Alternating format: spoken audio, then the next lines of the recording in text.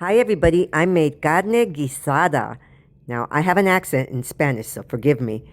But carne guisada means stew meat. So this is chuck roast and it comes out delicious.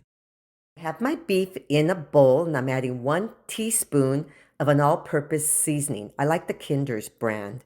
So I'm going to mix that together. In a hot skillet, I'm adding 2 tablespoons of vegetable oil and I'm going to start to sear my beef. If you have to do this in 2 batches, do so. But you want it to get a nice sear. Don't let them touch each other. Okay? You want it to get a nice sear like this. That's about 4 minutes per side. So once you have a nice color, you're going to take all your beef, put it on a plate, and leave it to the side. For this recipe, I'm going to use some bell pepper and tomato, serrano and jalapeno chili peppers, some onion, and some garlic. So now in the same skillet, I'm going to add a little bit more vegetable oil, and I'm going to start cooking my onion and bell pepper. Now this skillet still has a lot of flavor from frying the beef. So you're going to get a lot of flavor going into these bell peppers and onions. See that? You can see all the bits came off. So this has a lot of flavor. So you're going to cook these about 3 minutes.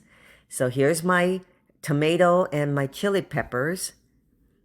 Now I removed some of the seeds from the serrano because serranos are very spicy. So you could choose to do that. You don't have to.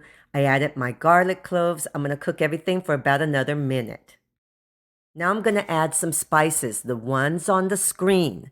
Add those and mix it all to combine.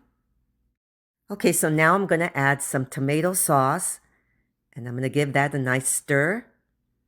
And then I'm going to add some all-purpose flour.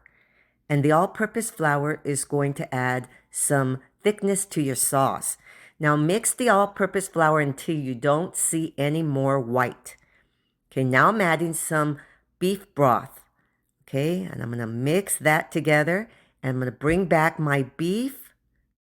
And now I'm going to give everything a good stir to combine. And I'm going to let it come up to a bubble. When you start to see the bubbles like this, that's when I'm going to lower the heat to a simmer. I'm going to cover it and I'm going to let it cook for an hour and a half. Chuck roast needs to cook for a long time in order to become very tender. And after an hour and a half, this is what I ended up with. A beautiful carne guisada. And I'm telling you, the flavor is so good. I have homemade beans that I made with it and tortilla. And it's just a delicious Mexican meal. So this is carne guisada. Thank you for watching.